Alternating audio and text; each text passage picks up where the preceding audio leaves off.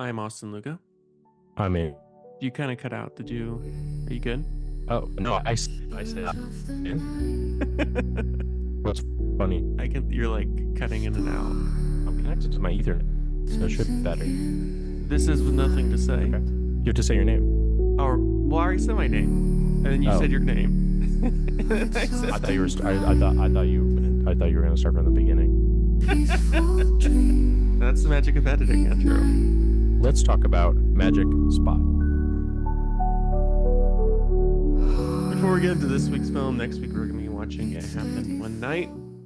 I wanted to watch a Colombian screwball. I actually just watched one, which we will talk on the after Colombian. show today. It's strange. It is, I can't remember the name of it. I'll remember when we talk about the after show. But I've seen a lot of these before. Of course, we've done one of them on the podcast before, particularly His Girl Friday, which I think we did quite a while back, maybe 2 or 3 years ago. It's been a while Yeah, since God tier movie. got to your movie. So I'm excited. I love screwball comedies. It's a very specific moment and genre that exists for a very short time in the world of cinema, or at least this very specific type. There's this very specific language that comes with it. Of course, this is at the beginning of the quote unquote talkies. So there was sort of this overabundance of language in these early films, and they're very linguistic films, and that a lot of these films were written by novelists who sort of took a hand in the world of screenwriting merely because that was the way to pay the bills. Of course, that still happens today, but not nearly to the extent that it happened then. There's just this kind of weird conglomeration in the 1930s and 1940s that led even some very famous novelists to work in the world of cinema. So we're going to be watching It Happened One Night, which is, of course, considered the original romantic comedy. It's been a while since I've seen this film. You haven't seen this film before, Andrew. Is there any particular reason why you picked this one? I just heard it's good, so it's probably the most famous movie on the list, besides maybe His Girl Let's Friday. go for So Friday. I'm excited. It'll be a very good time. But this week we watched The Magic Spot, a Matt Farley production. And you've talked about Matt Farley before. uh In fact, you yeah, actually talked to Matt Farley when yeah, I you did. originally saw this movie. Is this the movie that you No, called him right after? What was the movie that you saw that you called him right after? I saw Local Legends. He like put it on for free on his. He put it for free up for like a week or something like that on YouTube. And Local Legends is a movie that came out in 2013, and that's basically a that movie is very very autobiographical. So it's kind of like a movie that's about like him working as an artist, living in the town that he lives in, struggling, trying to get his music like listened to, just his habits, his relationships. That movie is very autobiographical. And the thing about Matt Farley is that he will put his phone number, his personal phone number, in like all of his albums and CDs and everything that he sells. He'll put it like in the packaging of things. Mhm. And in Local Legends, he talks about that and he's like, "This is my phone number. You can call me." And then after I finished Local Legends, I called him up and he picked up and we talked for like 15 minutes, and I mean, I heard his like kids and stuff like in the background. And he's a very, very, very nice guy. It was very nice of him to talk to me for 15 minutes. We talked about like Bob Dylan and stuff like that because I know he's a big Bob Dylan head. Yeah, really nice guy. Lives in Massachusetts. But I've like known about him for a long time now that I think about it. Like going back, I remember there was that Reply All podcast that Yeah, is dead now.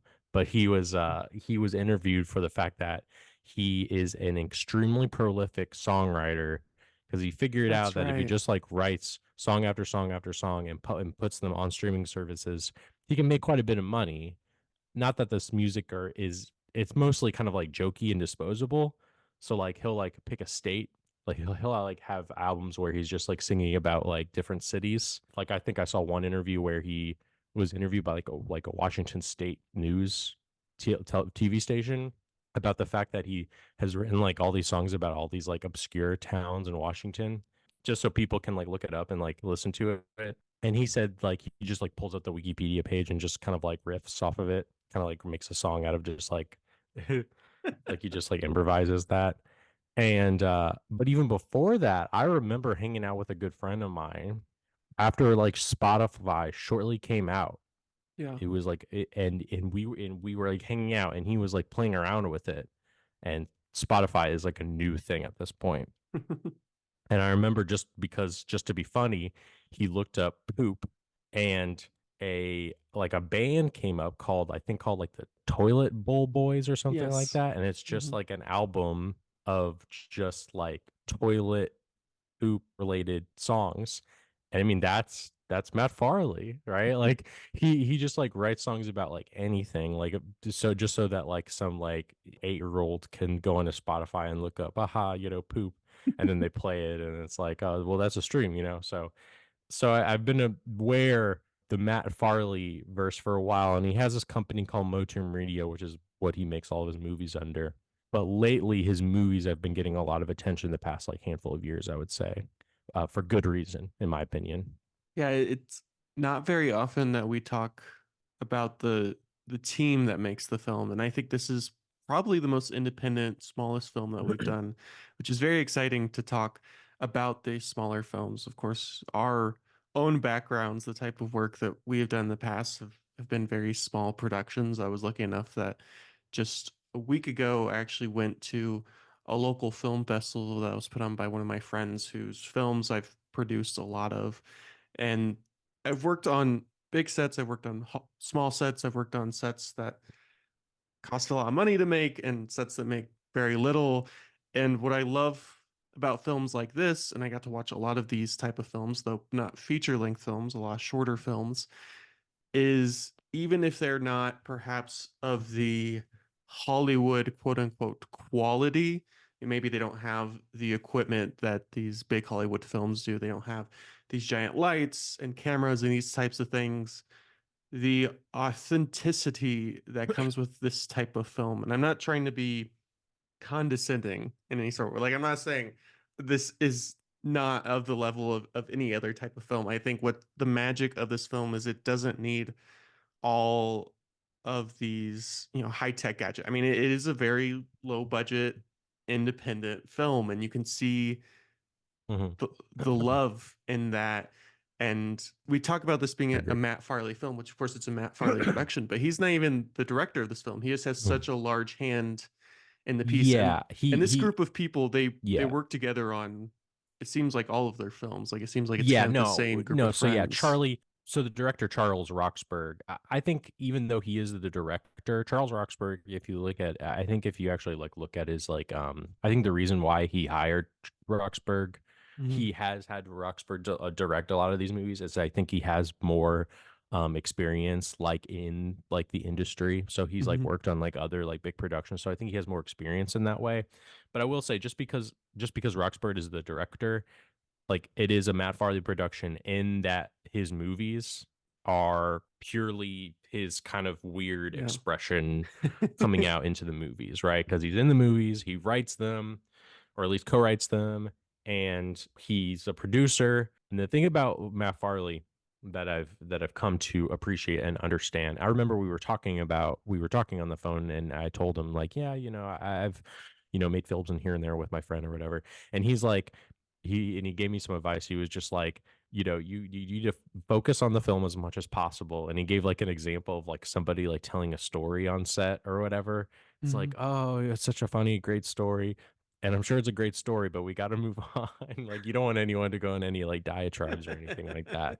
So to me, like that story and his movies, even though they're silly, he clearly is dedicated and vested and disciplined when it comes to like his art and especially his movies. I think they take a lot of discipline because he's very prolific. I mean, I think he has like quite a few movies that are like coming out. Like I straight up, he has like two, three, four movies that are like, I think almost that are not in production, but they're like about to like come out Mhm. like in a more wide, way. I chose the Magic Spot just because like I think it's like it's him kind of operating at the peak of his abilities for the most part. I Mhm. will say that I think I picked it kind of selfishly because I think the best Matt Farley production would be his film Don't Let the River Beast Get You from 2012. I think that movie's a better introduction. It's very funny, but I've seen that movie like twice now, and I've only seen Magic Spot once. So I Hmm. wanted to watch Magic Spot. And again, I do think it's Magic Spot is him operating at a very, very high level in that movie. And it has a very like I think Magic Spot has a very joyful it's a movie that irradiates joy.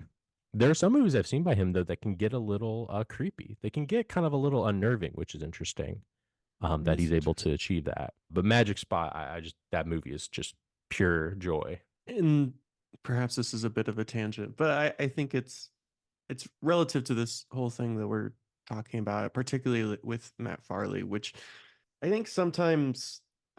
Okay, so I was watching Ratatouille the other night because I was at a bar, and for some reason this bar was playing Ratatouille, and me being me, I see a movie on a TV at a bar. That's all I'm gonna do. I'm just gonna watch the movie.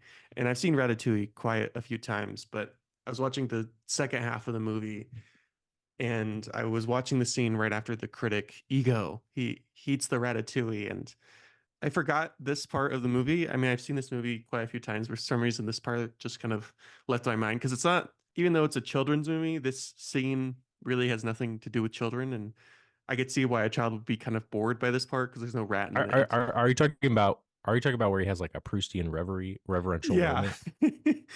What? Right. How could you forget that part? That part's like the kind of like the turning point of the movie. It is the turning point of the movie. I don't know why I forgot it because there's no It's rat in it. beautiful. There's no Interesting. Remy. But he has this moment where he talks about what it means to be a critic and what a critic does. And what Sure, we yeah. do on this show is critic-esque. And of course, there's a lot of movie critics out there. People make livings off of it.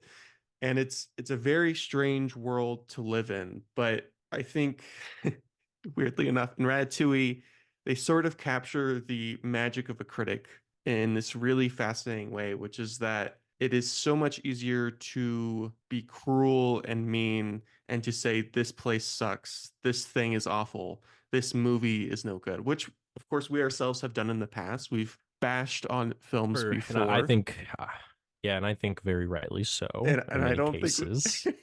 and I think we've done it all in the right places. And I think part of the reason that we can justify what we've done in the past, bashing perhaps films that we've deemed low quality, isn't because they didn't put in the work, or rather, it isn't because these films Yeah. are bad for quote Mhm. unquote some arbitrary reason. It's, I guess, the opposite of that. It's that the films that we tend to bash, the films that we don't like, come from a place of laziness, come from a place of disenchantment, from filmmakers who have sort of lost the way, or perhaps production companies who are sort of pushing these ideals down the throats, the people who are looking just to make a quick buck. And as Ego says in Ratatouille, even the worst made meal takes more effort than it does for me to criticize the greatest meal in the world Yeah, I mean, because like, I think you ought to give you got to give credit where credit is due, right? absolutely I it's, think that's fine. and I think, which I don't necessarily see this with Matt Farley's work, but I could see a world where people would criticize his work because it is so low budget. It is independent. There is some ADR that maybe isn't the greatest in the world. The performances, perhaps they're not Hollywood level performances, Because it's just like a bunch of it's like a but bunch of it's friends just and it's just stuff. a bunch Like, of friends yeah, making a film, and that's what's great about it. yeah, That's what's so magical about yeah. this That's what's so film is fucking here's awesome about someone. it.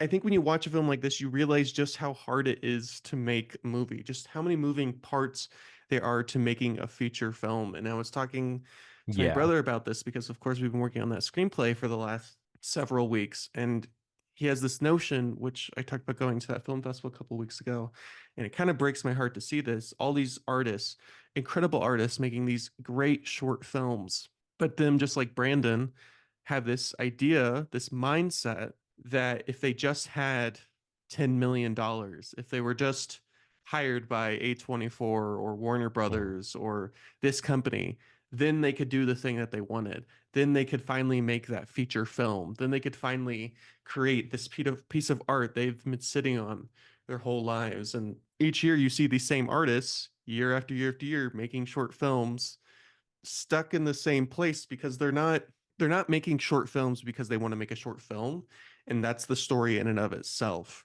And this is my argument with Brandon right now, is we have this really exciting screenplay and this really great idea, and it can be shot on the shoestring budget. I mean, it can shot on the Magic Spot like budget. It does not require a very large cast. It doesn't require very many locations. It can be very easily done. But him, like all these filmmakers, have it in their mind that they have to wait for this one thing to happen. They need this $1 million, this big check to say it's okay to go make your art. And because of that, he Hmm. has this sort of refusal to actually do the work, to do anything more than just a short. And it's not that shorts don't have their place. Shorts can be very valuable and it's great. If that's like the art you want to create, go out and create that art. But so many of these artists are creating short films because they're obsessed with this idea of sending it to a festival and winning at that festival and going through the festival circuit, right? And the right production company seeing it and then going on to a feature. But you just want to kind of grab them and shake them sometimes and show them a film like Magic Spot or any of Matt Farley's work and say, you don't need these kind of big productions. You don't need these big Yeah, names. well, yeah, yeah. No, I totally agree. And that's like the Moturn method, right? That Mhm. Matt Farley calls it. Like as long as you have like the dedication, like the mindset, the discipline, and Matt Farley also has a compulsion, of course, to create, whether it be songs or movies, then yeah, you don't have to go to New York City or LA or $1 million to make great movies that really resonate with people. And they have. Like he's made all these movies and he continues to make movies and people are willing to see them. He has a very dedicated, he has a very dedicated, passionate fan base. He has like events, he has like festivals, he has like little mini festivals where like he plays music and he shows movies and stuff to people, and people will travel, as far as Canada to go to those things. He lives in like Massachusetts. But yeah, like again, like Matt Farley, again, the Matt Farley, the Motown Media, it once again shows the fact that like hard work, I think it does pay off, and it has paid off well for Matt Farley. I would say he's not like rich or anything like that. I don't think he is. I think he's just like a regular guy. But I don't think he has to. I don't think he has like a day job or anything like that anymore. And he's just been able to like over time cultivate also like this great cast of like people. Like Magic Spot has a great cast. These people Mhm. appear in other movies that he's in. For some reason, he along with Roxburgh are just able to like get really great like fun performances out of people. And I guess like if you want to, Austin, let's like move to the movie Yeah. itself if you don't mind. For discussion, because again, I think it's operating. I find the story of this movie to be so ridiculous and so much fun, and it's clear from the dialogue and from the movie itself that like for some reason one of the funniest things about the movie that always makes me laugh, and I realized that but when the movie was done, I realized that my face kind of hurt because I was smiling the whole time. The thing about the movie that's so funny to me is that like everyone just kind of accepts this idea of a rock that can transport you back in time.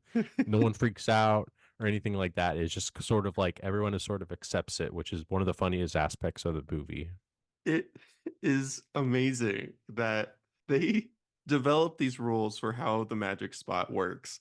And Yeah, which is it, really like quite like again, like I said before, it's really quite like well done in my opinion. it is. There's almost this Lynchian quality to this piece. There's a sort of this magical surrealism that comes with this piece. And sometimes the way people, especially I think of the older lady with the white hair, she has this sort of She's great. Lynchian action to her in the way she Yeah, she reacts to things. And some of the music kind of feels that way. There's some like synth stuff going on too. And there's definitely some inspiration from Lynch and some of the stuff that's going on here and the way they're traveling through time. yeah. But my favorite part of this whole piece, of this whole film, and there's a lot of things to love about this piece, is early on in the film, they come to the conclusion that their uncle is this ghost that they saw. It isn't real. Yeah. And so he starts telling people this, right? He goes to his friends and his family. Or He's like, I think like, yeah, yeah, like the best moment is when he goes to see his parents to explain it to them, and they just immediately yeah. like, Which I'm okay, pretty sure is parents. Yeah, this must be his actual parents. I don't know that for sure, but I'm sure it is. I feel like it is.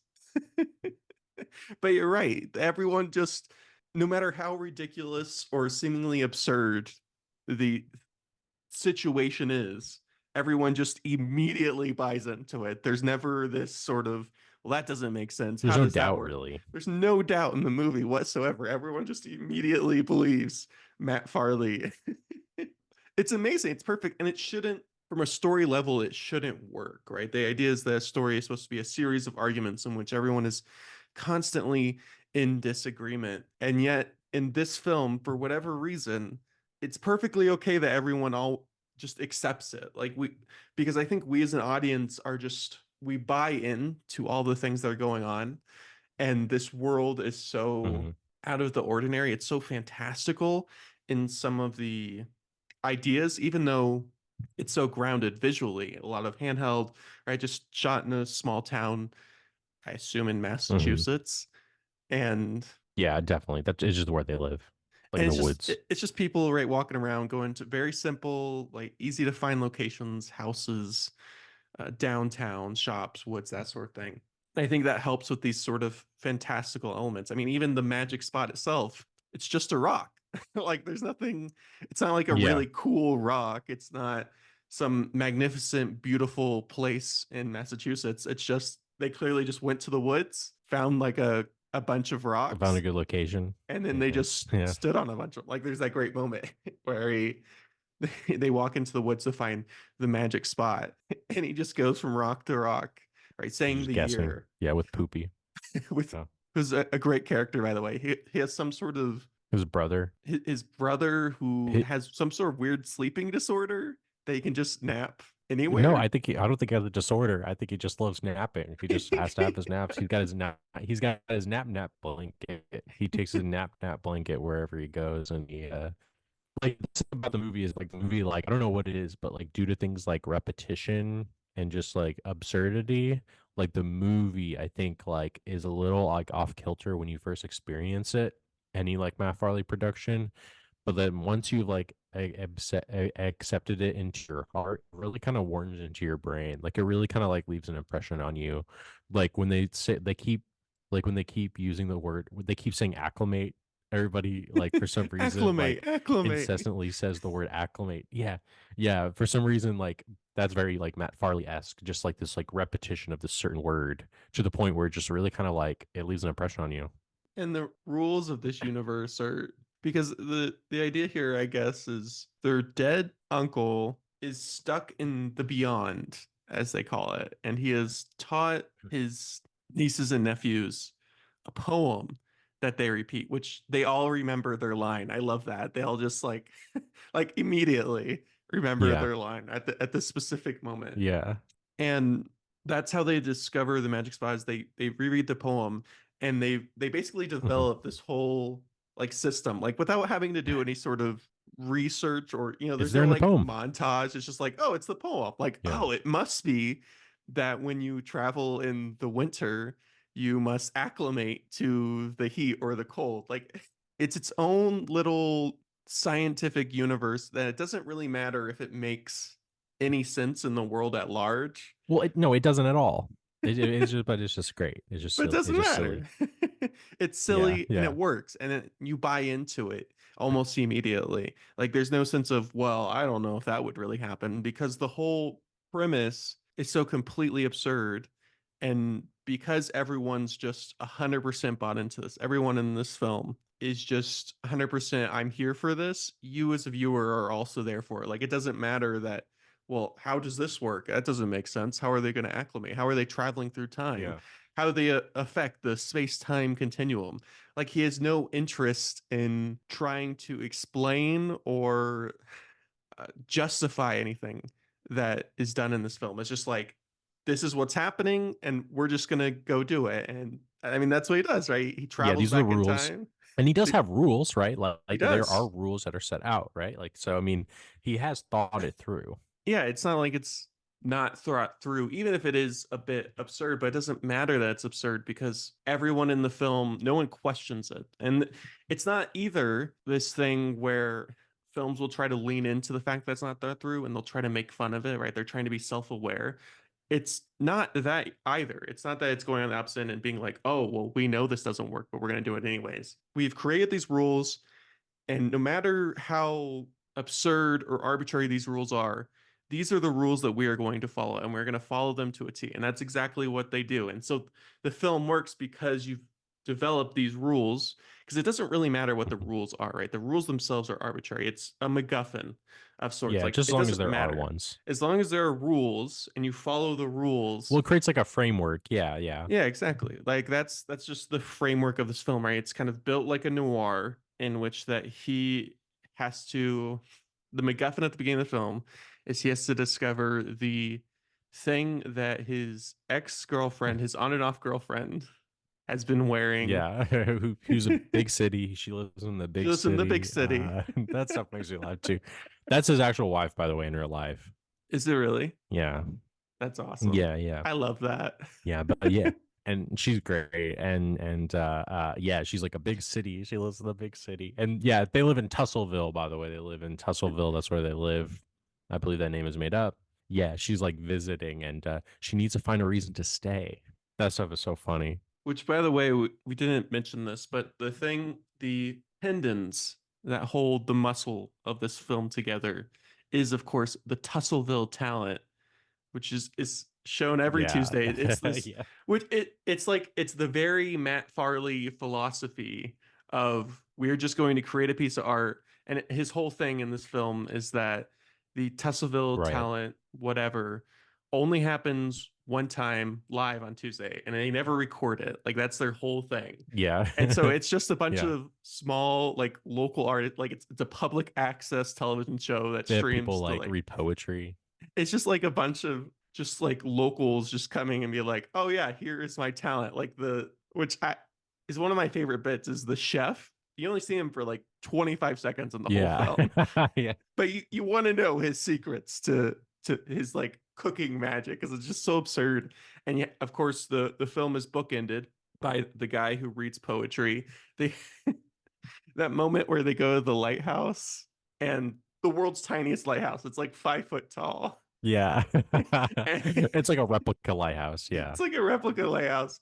And they talk about how they were going to shoot off fireworks, but it was too foggy to Yeah. put off the fireworks next to the lighthouse because the lighthouse is Right. actually like it doesn't actually do anything. It's just this tiny little lighthouse that looks like a lighthouse, but it doesn't actually do the thing that lighthouses do.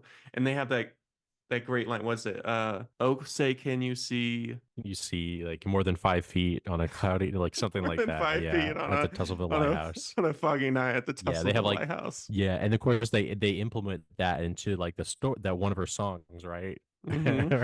One of those songs that she sings, which is great. Which this is a very musical film, by the way. I think there's five or Right. Of six course, songs because yeah. throughout, which of course it's a Matt Yeah. Farley. Yeah. We have a song, That it's about right. Yeah. yeah, all Matt Farley originals. I'm of the assumption, I guess I can't Yeah. be sure, but it is every time a song comes on, like I'm just vibing with it. It's just a good time. It's He's funny. great. It's silly, especially the moment where they go out to the woods and where are they the something troubadour. Can't remember what they're called. The Trailhead The Troubadours. Trailhead I love the Troubadour. Trailhead Troubadour. It's just I a love bunch of them. people just sitting in the woods playing for nobody, and they're like, "No, we can't come on the show. We only play here in the woods." Like even broadcasting Yeah. is it's too much, right? They're too authentic for even the broadcast itself. They can only play there in the woods. And if people show up, that's great. And if they show up for no one, there's this sort of philosophy that comes throughout the film, which of course isn't what the film is actually about. It's about finding their dead uncle, and bringing him back for one final performance, and They then have to him free him. ascending to heaven, Yeah. I guess. But He does. he does Because it. they I write mean, it in that's the the thing that drawing. he He does. ascends to, and then Yeah, he ascends. because of the I love drawings. how it like he gives those drawings and it just like lays out what's gonna happen to The the end of exact the plan. movie. It's so yeah, the exact plan. Like, and then he ascends it to heaven. So funny. It's these very crude drawings that are clearly made by a 6 or 7 year old kid, or at least, Yeah, they are. Yeah. yeah, they're made by a child. And he goes through the plan, and like the drawings themselves don't make any sense. Like they're completely nonsensical. But then when Matt Farley goes through it, it's just like very, oh yeah, here we're gonna do this, then we're gonna do that. Like he Yeah. completely He understands it. understands. Like it's just like a script he has to read. But again, it just completely works. And this whole philosophy throughout the film is this idea of art and the creation of art and why we create art Mhm. and why art matters Right. and who we're creating art Yeah. for. And at the end of the day, all these people, Matt Farley and his crew and the Trailhead Troubadour, the reason they create art is they're not making Yep. it for others. They're not making it to make hundreds of thousands of dollars. The talent, right? It's a work of love. They don't make any money off the broadcast show. The people at the Yeah. Trailhead Troubadour, they're not making it for other people. They're making art because that's what they love to do, because they have this compulsion to Yeah. create something. And it doesn't matter if anyone ever sees it or hears it or experiences it or if they get that $1 million contract. And that's sort of like that's the dream job for an artist. I think Matt Farley has sort of cracked the code of what it means to be an artist and how to exist in this world. And Mhm. that's what a lot of this film is about. It's, here's my philosophy of how we exist in the world is we don't need to sell out, these giant shows to hundreds of thousands of people and become millionaires. We can just live peacefully, and as long as we're making a living doing what we love, like what does it matter if I sell 10 seats or 100 seats? What does it matter if I go into the woods and I play a guitar for Yep. 25 minutes with a bunch of people and no Yeah. one ever sees it? Like it doesn't matter. Like that's the magic of the whole thing. And of course, our big city girl, the reason she stays in the small town, even though she's a She big needs to city find a singer, reason to stay. right? But Yeah. she stays because she's in love, and that's Yeah. wonderful and lovely, and that love story kind of intertwines with Poopy and his His desire to narcolepsy. his narcolepsy and his desire to save his uncle on live.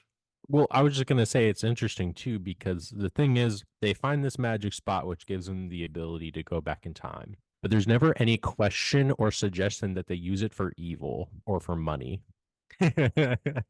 Like they have no desire There's no to. Back to the Future moment where it's like we could do some sports gambling and no, there's never any suggestion of that. It is such an innocent and happy film that even when they decide to share it with other people, they have that discussion near the fireplace near the beginning of the film where he's like, should we tell people about the magic spot? And I think it's Poopy that says, well, I think if it just comes up in natural conversation, we can say something. Just a strange thing to come up in natural conversation, just like, oh yeah, like I have this magic spot where you can travel through time. And there's never anyone trying to like run to the spot so they can do something malicious. No one in this film is in any way, there's no antagonist really, which you would think, oh, but there's got to No, be an antagonist. There's got to there's be not. someone that they go against, but you Hmm. don't need that. Like everyone's just these nice, kind people who are just happy to exist in the world, and they're all there to save. And there's time traveling for some reason Yeah. because his daughter and like the light bulb club when they hand him His sons. sons Yeah. because they His almost call him sons. I love when daddy. they call him daddy. Yeah, I love when they call Not him daddy. dad, That's so funny. daddy. These guys, I like those actors. Yeah, you can tell too. Like the cast is funny just because like a Matt Farley movie is funny because like it's more apparent between other actors and others. But some people have very strong Boston accents. Some people do, Yeah. but not everybody.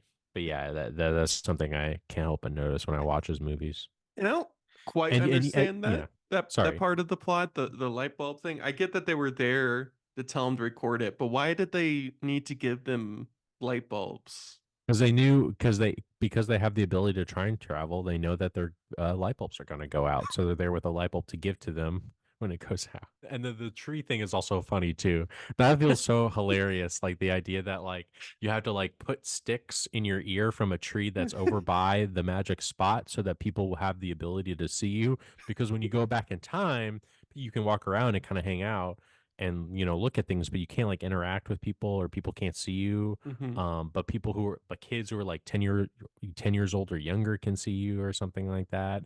And then when you put the stick in your ear, then you can actually like interact and like talk with all kinds of people and things like that.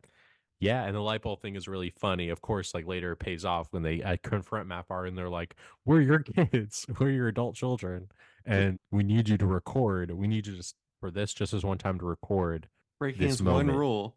of Kevin McGee, our uncle being ascended to heaven and doing his final performance. And Will Sloan, I gotta, he's like a big like Matt Farley.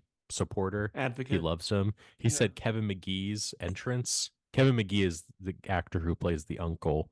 He Okay. said Kevin McGee's entrance hits like Orson Welles in The Third Man because that actor is so great. Kevin McGee, because he's in a lot of Matt Farley movies. He looks and sounds very particular, and I believe Matt Farley knew him because like Kevin was like a manager at a job he was at or something like that, like at a store or at a restaurant or something. That's how he met him. Yeah. That was probably like over 15 years ago at this point, and now they're probably just like good friends. But he's awesome. I love Kevin McGee. He's really funny in Don't Let the River Beast Get You too. Okay. It is. I mean, all these performances, you can tell they are just passions of love and definitely different levels of actors here. Like definitely people who are just there at the moment and they're like, yeah, okay, Yeah. I'll help out. And other people who are aspiring actors or, just the whole gambit of them, but they're all having a good time. And I've said this before. This comes out of the neo-realist philosophy of the Italian 1950s and 60s. And I'm a big believer in this philosophy because I've worked with actors of very different levels. I've worked with professional actors, people who do this for a living, and I've worked with people who have never acted before. And I think anyone can give a good performance, just as we see here. I don't think it's the level of the actor that Definitely. matters. I think it is much more the production team and their ability to find that performance in whatever way that they need to find that performance. And I think Matt Farley does a great job here. I think it kind of shows the magic of Matt Farley is that he can get these fantastic and strange and weird performances, and you can kind of see the moments that they improv and his ability to capture that. And of course, you see that in the edit too, in the way they edit. Sometimes he'll cut to someone just because they kind of do something, like they'll just kind of smile. Like there's that moment after the uncle ascends, they cut back to the guy who reads poetry, like the older man, the like upper middle aged bald man. Is he bald? I can't remember if he's bald or not. And he does like this little jig, like just like this little happy jig. It's this little Hell yeah. absurd moment. And there's tons of that throughout this film. Like it's just, and I think Matt Farley has a great ability to capture moments of kind of these actors just being people, like doing things that people do. And this is Hmm. this is the tough part of when you put someone in front of a camera, whether they're a trained professional or not, is we all want to put on this mask, right? We kind of want to put on this illusion of who we are. We kind of get all stiff and we don't want to be ourselves, just like when people come on a podcast or whenever we record ourselves in any sort of way, we sort of create this illusion of who we are. And I think Matt Farley has this great ability of kind of digging past that, getting past that, and getting to the core of these people and their quirks and the way that they exist in the world. And you see that there's just these incredibly authentic moments of these people just being themselves. It doesn't really feel like they're acting, quote unquote. They're not giving performances. They just feel like real people, which is why, even though, maybe some of these performances aren't quote unquote Oscar winners, they're not yelling Yeah, and it's not the crying and point. screaming. Yeah. But more than that, they feel authentic. These feel like real people that exist in a world, even if this world in and of itself is absurd. And I think that's something very magical about this film that you really have Yeah, to buy into. and it's a world you want to be and it's a world you want to be in too. Hmm. Yeah, whenever I watch a Matt Farley movie, I'm just like, man, like that's like the environment that's cultivated in each of his movies is so great. Although, like I said, there's some that are more fun than others. Like some are more, and you were talking about too about kind of like the meaning of art, like the meaning of making art, like what it's all about. Is it about making money? Is it about yourselves or for other people? Yeah. And Matt Farley, when you watch his other movies, he definitely this is definitely a subject that he definitely wrestles with, just because there are some movies where he clearly is like frustrated with the fact that he just like he makes all this music, but he doesn't seem to like get the right amount of credit. He's just not as big as maybe he expects he should be. Hmm. And I think that's fine. I think everyone pretty much feels that way all the time. But yeah, but then in Magic Spot, he kind of also recognizes, right, like the act of doing it itself is really what's important, not necessarily like attention or money or anything like that. And of course, that goes into the Magic Spot itself that I was talking about, where they don't like use the Magic Spot for anything other than to like help other people or to solve their other people's problems. And again, like I just think like the environment that's like cultivated and the vibe of it is so people are like always like, oh, Christmas movie, I love watching Hallmark Christmas movies because, like, oh man, like they're so cozy and da da da da. For me, that's Matt Farley movies, but I think that they're much more intelligent and much more interesting and much more funny than any of those movies. I love like, yeah, I just think a Matt Farley movie is just like it's so potent in its joy and its just creativity despite limitations with like you said, acting ability, or money or locations or whatever or what have you. Yeah, and I remember reading a New Yorker article, maybe this was 3 or 4 months ago, and it talked about what it means to be an artist. I don't remember how I found this article or how I stumbled upon it, but they talk about how being an artist is kind of the most traumatizing thing in the world. And the story of the New Yorker article is about this guy whose friends who started as whatever kind of artist they were, whether they were musicians, painters, filmmakers, this whole gamut of different types of artists. And he talks about when you fail as an artist, it's not the same as when you sort of fail in these other endeavors. And all of these artists who kind of gave up their dreams of being artists because they were shooting for this big thing, because they either had to be the best in the world, their paintings had to be at the Louvre, they had to do this thing. Mhm. And without that, it is such a painful experience that a lot of artists kind of just give up and never do it again. And you see this a lot, especially, I mean, with the kids I work with high schoolers, and you can already see that sort of that desperation and that need to be Mhm. seen and heard and already starting to lose. I mean, even I have juniors and seniors that have already decided I don't want to be an artist anymore because I'm putting in all this work, I'm putting in all this time, I've dedicated years of my life to this. And for what? It's not like, say, something like sports, where if you put in work, right, the harder you work, the bigger the Mhm. outcome. You're gonna go farther. You're gonna get these scholarships, you're gonna do these things. Art is so finicky that you can dedicate your life to something, and in your lifetime, I mean, even very famous artists, right, they die impoverished, they die unknown, and maybe one day we go and discover them, but there's plenty of artists out there who dedicate their lives to this thing or that thing and nothing ever comes of it. And that is a Mhm. very it's a tough place to exist in, and it's a tough place to live with, and I can understand Mhm. why there's frustration. I mean, I certainly have that frustration in my own artistic endeavors, whether it's be the films that we create or this podcast in and of itself. You want people to see it, you want to share it with people, and it's frustrating because you turn on your television or you go onto YouTube or you go onto Spotify and you hear this music, these podcasts, these films, all these different forms of art that become very famous, right? They have millions of subscribers, or they make hundreds of thousands of dollars every year creating this art, and you look at that and you're like, what I'm doing, like, I know objectively is better than that, right? I know I put more time into this. Like, these are lazy artists, and yet here they're way up here and we're down here, and it doesn't feel fair. And Mhm. it's not fair, right? It's not fair that some artists just kind of hit it and others don't, and that's kind of the luck of the draw. That's the way popularity works. There's no logic, there's no reason to it.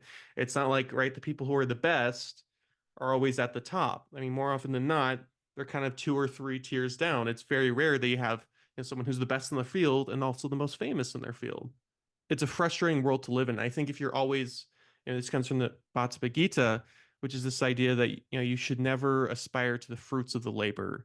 It's the labor in and of self that's the magic, and that's the magic of this film too. Is like it's not about what comes out of the creation of art, even though we want that, right? We want to make a living from that. We want to be happy with that. And if you can make a living doing that, that's great. And we want that, right? We all want to be there.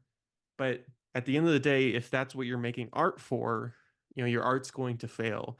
Like at the end of the day, you need to be making art for yourself. And if you can't make art for yourself, it's that's not the reason you are making art, then you're going to be miserable your whole life. Yeah, and I think like the end, and I think like the movie kind of like concludes in that way where the fruits of whatever your labor might be can come in different things. You can come through in different ways than just like money, or success, whatever that is. It can come in saving your uncle from the beyond, and you can hear him sing a great song, and then he ascends to heaven, he like phases away, and then at the end he's able to eloquently ask her to stay in the town so they can have a life together. That in itself is a thing that has resulted in their work and in their time that they've spent, working on the talent show or whatever. Yeah, it can. I think success or whatever can proliferate in different ways other than just what most people expect it to be or want it to be. And again, Matt Farley, thanks to his creativity, his style, his compulsions, he still has able to cultivate like a very dedicated group of people that love him, that will happily spend money, to go to his shows or to buy his movies or to see his movies. So, it is definitely more or less worked out. And again, I just think Magic Spot is just kind of like like a good, I don't think this would be necessarily like a bad introduction to him because, again, it's very fun. It's very funny. It has a great kind of like absurd story to it. And, I just think like it has a moving ending. I think it just like comes together in a moving way. Yeah, absolutely. And we are about running up on an hour, and Nick, you had a good wrap up moment there. So I feel like we should kind of Yeah, let's go ahead. move Yeah. on this momentum. So I'll, since you kind of Sure. gave a Yeah. little bit of something, I'll jump in a bit, and then we'll get back to you. And of course, this is my first Matt Farley production. I was vaguely aware of him because of you. You had introduced me to Matt Farley a couple of years ago, and so I knew of his work. I did a bit of research, kind of went down the Matt Farley rabbit hole, kind of listened to a lot of his music, and kind of existed in the world of Matt Farley for a while. And it really is like kind of this Matt Farley universe. He's created this just entire world of music and film and just art that is so much him and everything that he stands for. And his philosophy is on art and music and film and just the dedication to all of these things. And it's amazing that these kind of people can exist in the world. People who just go out there and make art, and it doesn't matter if it premieres in New York or LA or it's in all these big movie theaters. I mean, here's just someone who just cares about making art, Mhm. and that's what he does. And that's a really inspiring thing. I would say this for me is the most inspiring film I have seen since American Movie, which, by the Mhm. way, incredible documentary about another local filmmaker during the time when you're using actual film. So even tougher, right, back then to go and make a film. The whole town comes together, and you see that here. It's such a labor of love, and that's such a wonderful thing to see. And I think you miss that a lot when you watch a lot of these big budget, multi-million dollar films, is you forget that a lot of these people when they were kids, right? They go to the theater and they'd watch a movie, and that's they look at that and they say, Yeah. I want to do that. I want to be that. And you forget like Right. that's where a lot of these people come from, and they kind of lose And it's that hard to, yeah. because right, they're like, oh, I Yeah. need to make a living, right? I need to do this thing, I need to do that thing, I need to make more money, I need to become more famous, I need to do X, Y, and Z. And you lose that sort of Yeah. authenticity, you lose that magic. And for better or worse, Matt Farley isn't a top tier level director. He's not up there in Hollywood making these Mhm. films. In the sense of like, right, he's not Steven Spielberg. He's not David Lynch, right? He's not Sure. Yeah. someone who's like widely Mhm. known and making millions of dollars per film. I think that's better because it allows him to create the great work that he creates without this sort of self-consciousness. And I think even if someone came to Matt Farley with $10 million, I'm sure he would take it and be like, yeah, I'd love to make another film for $10 million. And I think Yeah. you do a great job with that. But because he is so grounded in his work, because he has spent all this time making art, because he wants to make art, and this philosophy of not making art for others, as a aspiring filmmaker, I think we're always an aspiring filmmaker. I don't think you should ever see yourself, if you're an artist, I think you should always see yourself as an aspiring artist, right? You can always be a better artist. You can always make better work. You're always working up the Yeah. ladder or whatever, right? You're trying to better yourself as an artist. And it's incredible to see that and just feel seen and heard and known. And like you, I was just so happy with this film and just so inspired. And it made me want to go out there and make art, which not a lot of films do. I mean, I see a lot of great films and I Yeah. enjoy them, but there are very few films that I see that I go, I want to make art again. Like I want to go out and make art. And I think that is something very magical and something that should be Especially like praised. contemporary stuff. Yeah, especially in contemporary stuff. So I think it should be loved and praised. And I'm excited to Yeah. see more Matt Farley movies. I'm excited to see what he does in the future. So solid 8 out of 10 for me. I hadn't given 9 out of 10 because I just find it so I just think it's like a movie with very little filler, and Mm, it's very funny, very joyful. Again, it keeps you smiling throughout. It has a great script. I think has a good set of rules to it. Great cast, typical people that you would, that you see in his movies that are great. Matt Farley himself is great. He's really funny. He has a great energy to him. He's a great actor. His movies kind of remind me of Woody Allen movies, who I believe he's influenced by. I think like that is a little bit in there, kind of like the way that he kind of has like a shtick that he does in yeah. every single movie that he's in, kind of like Woody Allen. And yeah, I really, I just think like Magic Spot, it rocks. It's great. Again, it deserves more attention, and I'm glad that it has gotten a lot of more attention. Thanks to Letterboxd, Yeah. I was able to discover him kind of like through people that I follow that really appreciate him and venerate him and really and even work with him. So, I'm really glad that I was able to kind of like find out about him through that way, even though I've been aware of him for a while. Well, thank you all for joining us for another wonderful podcast. You can find everything I do at Austin Lugo. Yeah, I'm on Letterbox at Retro Andrew, RETR0 Andrew. And you can find this podcast wherever you hear podcasts. You can also find us on Instagram, TikTok, and YouTube at With Nothing to Say. And thank you all for listening. Thanks.